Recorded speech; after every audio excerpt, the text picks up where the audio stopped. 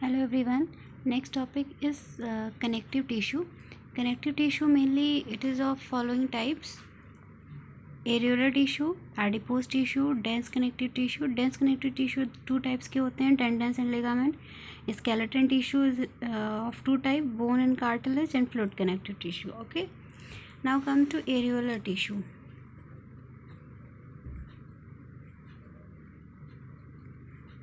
Aerial जो tissues होते हैं दे आर मोस्टली, जो इनका मेन फंक्शन होता है ये फ्लेक्सिबिलिटी प्रोवाइड करते हैं।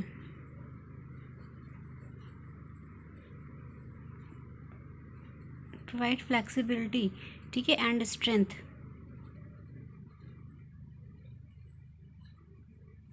इनका ये फंक्शन होता है कि फ्लेक्सिबिलिटी और स्ट्रेंथ प्रोवाइड करना। ये मेनली दो टाइप के होते हैं: वाइट कोलेजन फाइबर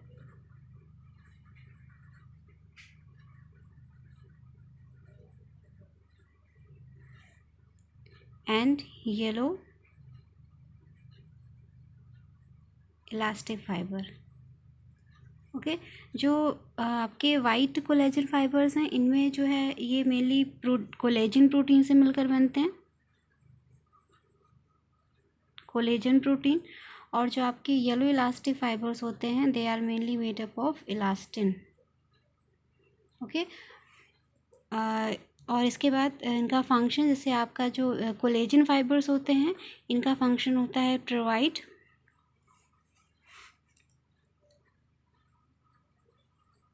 फ्लेक्सिबिलिटी,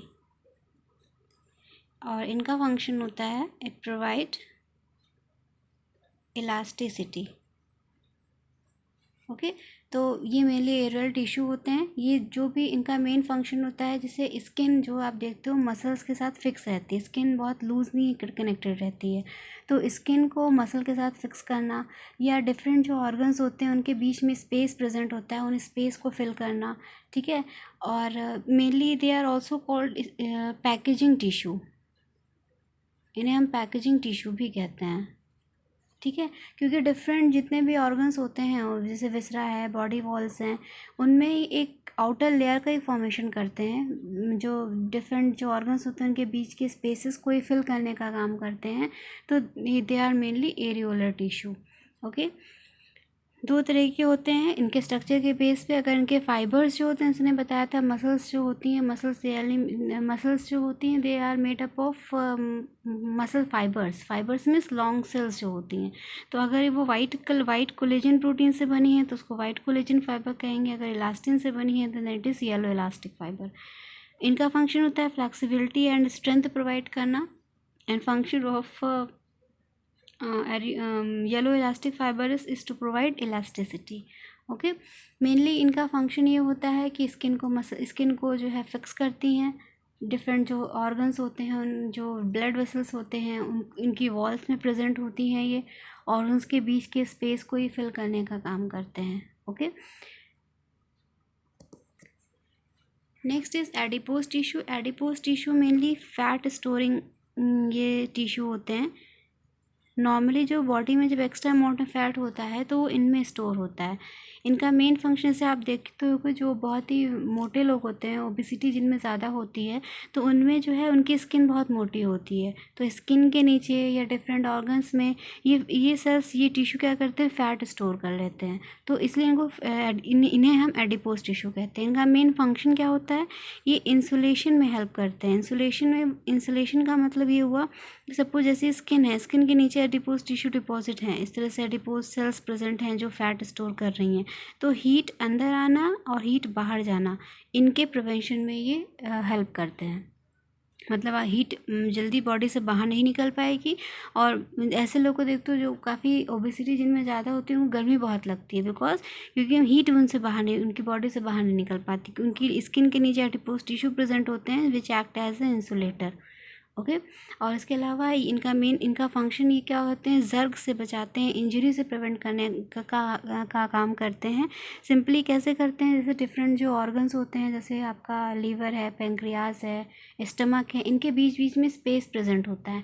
तो इन स्पेस के बीच में ये एडिपोज टिश्यू फिल होते हैं और ये जर्ग से, मैकेनिकल इंजरी से बचाने का काम करते हैं। जैसे इलेक्ट्रिक आइटम्स आप लेकर आते हो तो उसको थर्माकोल में पैक करके पैक करके रखते हैं, ये पैक करके हम ट्रांसपोर्ट करते हैं। Why? Because simply to prevent from the mechanical jerk, कोई झटका उनमें ना लगे, इससे प्रिवेंट करने के लिए। तो सेम वही कॉन्सेप्ट यहाँ पर भी है कि डिफरेंट जो ऑर्गन्स होते हैं, ऐसा तो है नहीं ऑर्गन टाइटली जो है फिक्स होते हैं, ऑर्गन्स के बीच में स्पेस होते हैं। तो these spaces are filled by simply adipose tissue. Okay, fat storing tissue होते हैं and also helps in insulation and also जो है ये मेनली डिफरेंट ऑर्गन्स के बीच में प्रेजेंट होके ये जर्क से, मैकेनिकल इंजरी से प्रोटेक्ट करने का काम करते हैं। Next is dense connective tissue में टेंडेंस एंड लिगामेंट। टेंडेंस जो होते हैं mainly it connect bone to muscle, ठीक है, जो मसल्स और बोन के बीच में जो कनेक्शन होता है ये टेंडन से अटैच होते हैं। तो जैसे आपकी बाइसेप्स और ट्राइसेप्स मसल्स होती हैं, तो muscles they are attached with the bone with the help of tendons. Muscles जो होते हैं बोन से टेंडन की हेल्प से अटैच होते हैं।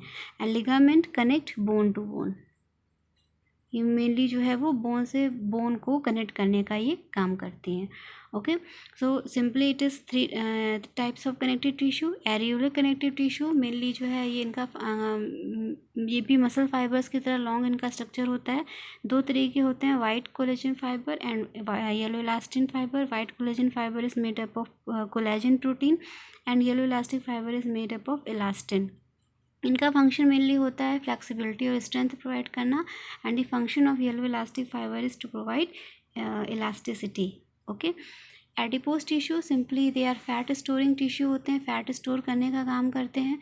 It also provide insulation, means heat के ट्रांसपोर्टेशन को रोकते हैं, उनको रेगुलेट करने का काम करते हैं।